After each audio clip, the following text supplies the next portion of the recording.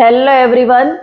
सब्जियों में आलू को किंग माना जाता है और आलू में से तरह तरह की आइटमें बनती हैं और आलू में से जितनी भी आइटमें बनती हैं सबको बहुत ही पसंद आती हैं।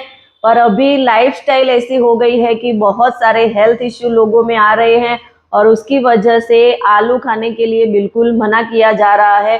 तो डायबिटीज के लोग जो है वो उनको आलू कैसे खाने चाहिए, तो सबसे पहले ये बात ध्यान में रखनी है कि हम आलू की सब्जी के साथ में रोटी खा रहे हैं तो हम जो है वो रोटी के साथ में आलू की सब्जी नहीं खा रहे, पर रोटी के साथ में हम रोटी ही खा रहे हैं।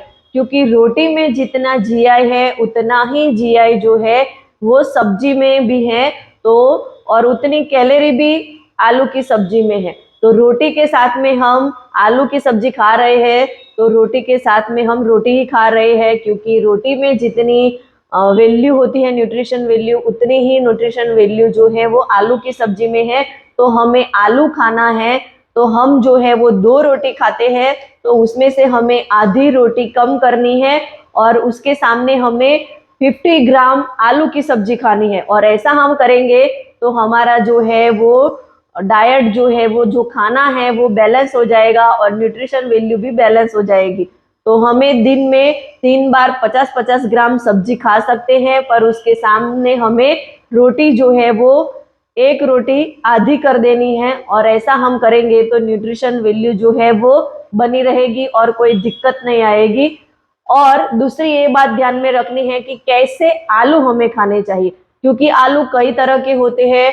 तो आलू जो है वो नए, बिल्कुल नए जो बाजार में आते हैं, खेत में से सीधा बाजार में नए आलू जो आते हैं उसका हमें यूज करना चाहिए, क्योंकि नए जो आलू होते हैं उसमें स्टार्च की मात्रा कम होती है और उसमें जीआई जो है वो कम होता है। तो ऐसे आलू हम लेते हैं तो ज्यादा परेशानी नहीं होती और जो शुगर लेवल बढ़ने की संभावना जो है वो बिल्कुल कम हो जाती है।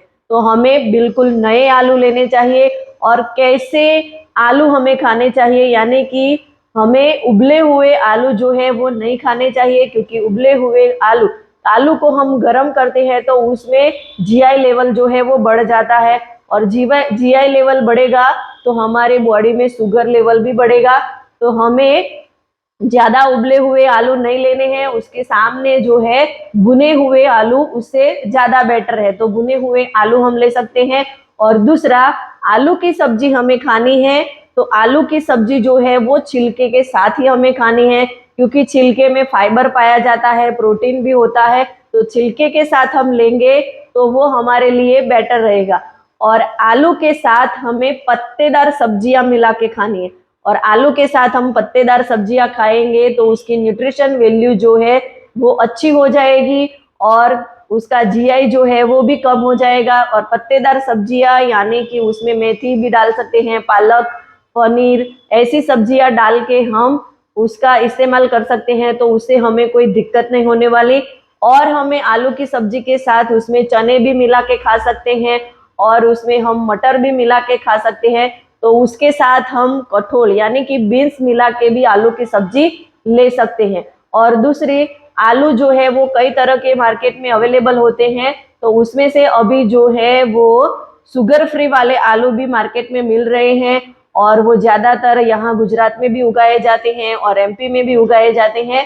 तो ये जो आलू होते हैं उसका भी हम इस्तेमाल कर सकते हैं। ऐसा नहीं है कि वो आलू हमारे लिए अच्छे हैं, पर जो रेगुलर आलू आते हैं उसकी मात्रा में जो ये शुगर फ्री आलू आते हैं उसमें थोड़ा कम जीआई होता है, तो उसका हम इस्तेमाल कर सकते हैं। तो आलू जो है वो हमें कैसे खाने चाहिए, कि कौन से आलू खाने चाहिए और कैसे पका के खाने चाहिए, वो हमें पता होगा तो हम आलू का इस्तेमाल कर सकते हैं। और दूसरी इम्पोर्टेंट बात यह है कि जितना पुराना आलू यानी कि जो अंकुरित आलू हो गए हैं, जो बिल्कुल नरम हो गए हैं, वो आलू का इस्तेमाल नहीं करना है, क्योंकि उसमें शुगर भी ज्यादा बढ़ी हुई होती है और उसमें जीआई भी ज्यादा होता है। तो आलू खाने के टाइम पे हम इतनी बातों का ध्यान रखेंगे तो हम अच्छी तरीके से आलू जो है वो ले सकते हैं।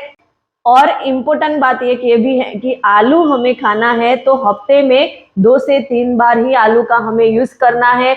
और आलू की सब्जी के साथ हमें रोटी खानी है तो हम 2 रोटी खाते हैं तो उसमें से हमें 1.5 रोटी कर देनी है, और आलू की सब्जी जो है वो 50 ग्राम ही सब्जी लेनी है। और ये भी ध्यान में रखना है कि आलू की सब्जी जो है वो पत्तेदार सब्जियों के साथ मिला के खाए और नए आलू खाए, तो ये आपको कोई दिक्कत नहीं आने वाली और आपकी हेल्थ अच्छी रहेगी। तो ये बातें हमें ध्यान में रखनी है।